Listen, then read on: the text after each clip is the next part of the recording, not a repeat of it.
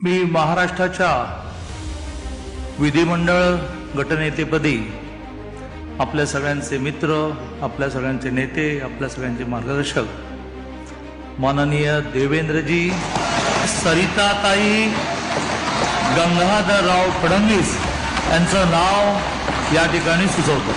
मी भारतीय जनता पार्टीच्या विधिमंडळ गटनेतेपदी छत्रपती शिवाजी महाराजांच्या विचारावर श्रद्धा ठेवून चालणारे शिवभक्त श्री देवेंद्र सरिताताई गंगाधरराव फडणवीस यांच्या नावाचा प्रस्ताव आपल्या समोर मांडतो।